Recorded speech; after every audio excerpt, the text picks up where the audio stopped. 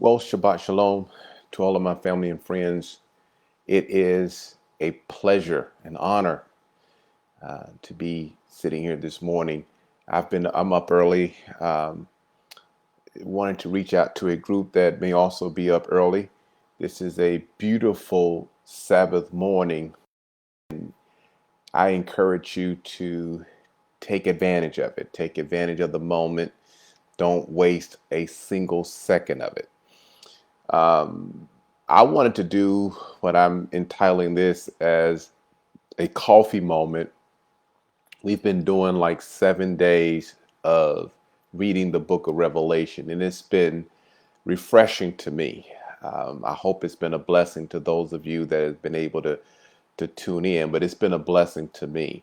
This morning, during this coffee moment, as I'm calling it, I wanted to make a few announcements and just talk about some upcoming things and just kind of share with you what's on my heart this morning during this coffee moment.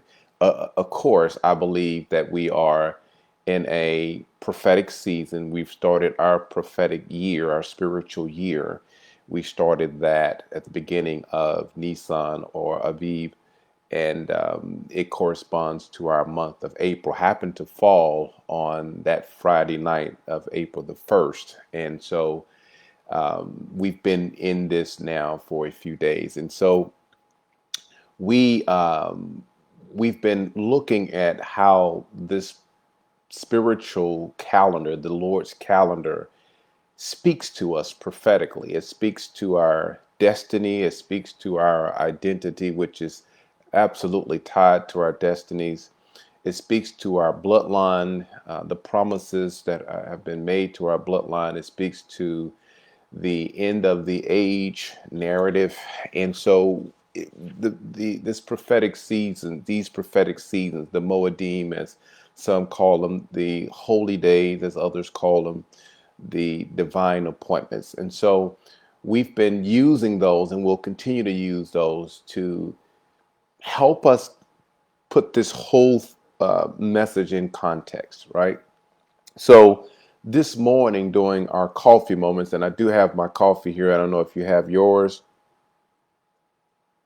If not, go grab it so that you could say you shared the coffee moment with me. But so a few things I want to talk about during these particular days, times like these, where I'm really sensing a pull from the Lord, and I'm really sensing a push, a pull and a push, feeling that getting the sense that I need to be actively involved in the proclamation of the hour, right? Sharing what God is saying during this time of the year or during this prophetic season, specifically dealing with the end of the age messages. And so when I feel like that, I like to be I'm often led to have conversations with one I consider to be my mentor. I'm saying this because if you have mentors, you have people that you like to talk through some of the things that you're hearing from God. This is the time to do it. Don't be afraid, don't be ashamed, and don't be dismayed. Talk to those individuals that God's placed in your life, not just as an accountability person, but also a person that loves you, understand what God is doing in your life, and feeds from you as well as you feed from them. And this is the type of relationship I have with my mentor, one Bill Bullock. I call him Papa B.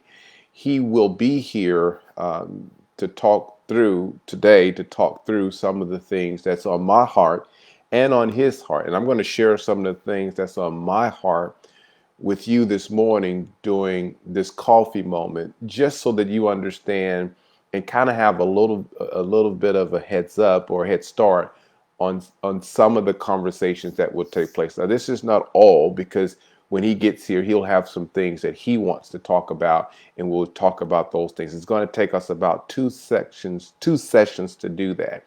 So today, anywhere between 3:30 and 4 o'clock, we'll initiate the first segment of this conversation.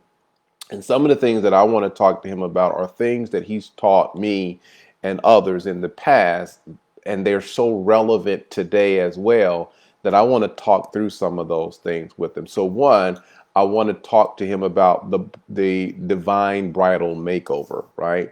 And those are words that he used to describe the transformation that the body of Messiah is going through and really have to go through. And every year we go through it more emphatically, right? We touch on things, we see things that we didn't see the year before. There is a revelation stream that flows within this particular topic and this verbiage. And so we really feel like we are in a bridal makeover, but it is a divine, this is the true version of an extreme makeover. And so we talked through that. So I want to talk to him about the bridal makeover. I want to talk to him about the prophetic seasons. God has given him such insight on how to articulate the prophetic seasons. I love the prophetic seasons. I study them every year. It seems like I come alive at the first of the spiritual year, and start talking through those particular feast days. I love those. I love them. I believe that they speak to us prophetically. So I love to talk and feed from him and just have that interchange. And then, of course, the bridal makeover fits into this next topic. But I want to isolate the topic just because I want to get a little deeper into some of the subtopics within this message. He also has a phrase that he used called the Kiddushah Discourse, this holiness interchange and conversation and instructions that comes from the Holy One, from Vayikra and other books of the Bible. But we specifically focus in on Leviticus and some of the revelation that comes from Leviticus and that guides our process, becomes a light and a lamp to our path as we try and understand what holiness really is and what it looks like. And as he'll say in some of his commentary, this is what the Holy One gets all up in our business, right? And that, he wants to deal with every single aspect of our lives, every single aspect of our lives, from the food we eat to the clothes we wear, to the way we handle each other and handle things that are considered to be clean or unclean, and how we live our lives in the spaces of other people, what we do with our money and resources and finances. I mean, it's a very personal discourse, and I love it. And every year, if you're a part of that fellowship, you know what I'm talking about. You're going through that process of unpacking the holiness discourse, or the Kiddushah discourse. So I want to talk to him about that discourse, and talk practical, and be able to give you some insight that you can use, take back home, and actually begin to look at your own, assess and evaluate your own lives, and make sure that you are aligning with God's will. And then there's a phrase that he used, and of course, these may interchange and overlap, and we may talk through several of them, but I'm isolating them because I want to talk specifically about certain things within these topics. The other thing that I would like to share with my mentor is there is a time coming and a people arising. This is something that he's taught us years and years ago, and we go over and over it again. He and I did a 12-month unpacking of a dream that God gave me years ago about this global ecclesiastical circumcision, and this time coming to people rising seemed to fit right into that conversation. So we're going to talk more about that. And then I personally want to talk to him about what I consider to be this global polarization that's taking place. And it's not just a polarization that's taking place from some hidden governmental conspirator agenda. It is a polarization that inevitably takes place when the people of God steps into their identities and begin to live according to this Kiddushah discourse. As we undertake, or as we begin to take on and embrace this divine bridal makeover, we find ourselves in the middle of a polarization, where there's two sides, and there's a division that takes place. Yeshua said, "I did not come to bring peace," right? but a sword. And he talks about what that divide looks like.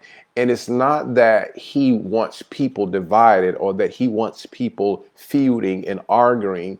It's none of that. It's really as simple as he wants people to make the right choices, right? And so when we choose, and the right choices starts with the right foundation, and that is him.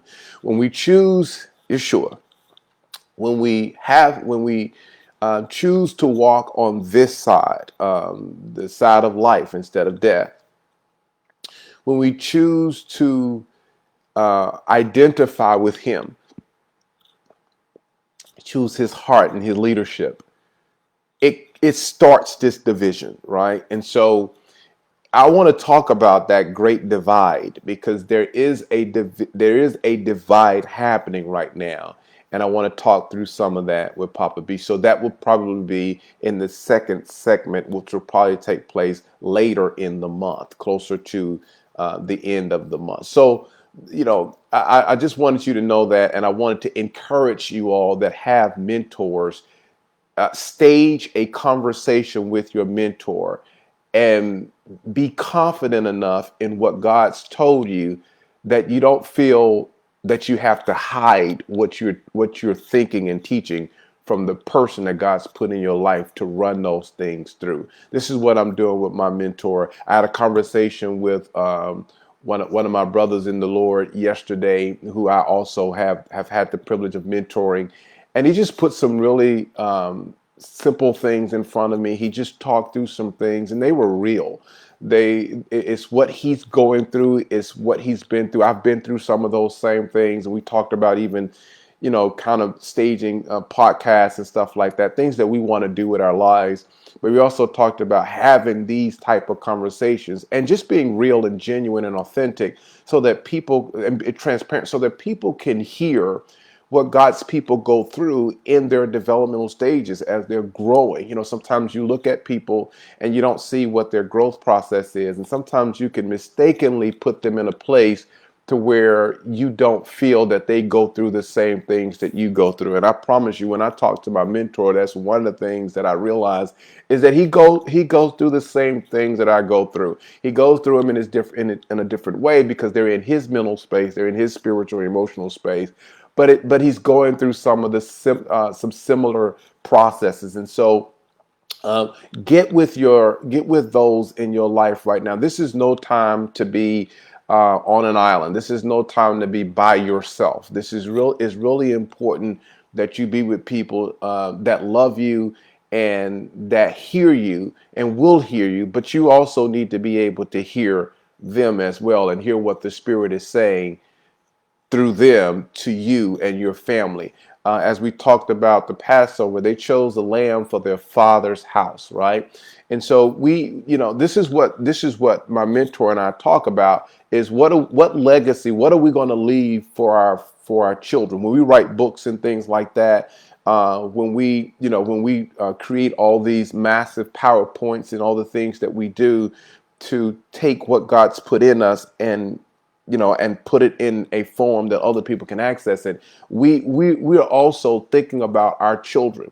We're thinking about the fact that one day we won't be here, and our children may possibly be here without us. And we want to make sure that we've left something that leads them back to the Lord, that leads them back to the wisdom of God. So at 9 o'clock, my mentor, for those of you guys that haven't met him and heard some of the things that God's released through him in terms of his teaching and how he share the parshas, the weekly parshas and things like that, then you can go on to his page, Rabbi Son, Bill Bullock, go on to his page and just, share and listen to what the Lord has to say through this man of God, this son of Yah. And so he'll be here this afternoon. In fact, as a matter of fact, he'll be here this afternoon, and we'll go down to Rimmel and we'll set up there and we'll stage a conversation about some of the things that I just introduced to you: the divine bridal makeover, the prophetic seasons, the Kiddushah discourse, the holiness interchange and conversation, and the people, the time coming, the people arising, and then the great polarization. The time coming, the people arising. We although we'll talk about some of that in this conversation, our primary conversation today will probably be around the divine bridal makeover and this prophetic season. And then maybe the next conversation will get deeper into this holiness interchange. All right. So you've had coffee with me, and I pray that you have a blessed Sabbath and that you don't waste a moment of it. Get out in creation and look at what God's doing and enjoy some vitamin D from the sunlight if you can, and just be a blessing to the people in your life as you absorb everything the Lord has given you. All right. So we will not actually post tonight because we're going to post today, my mentor and I, and I'll get back on reading the book of Revelation to you and sharing. We're getting ready to hit a very, very significant piece of this of this book of Revelation. We're starting the fourth division of this 4-part series in Revelation.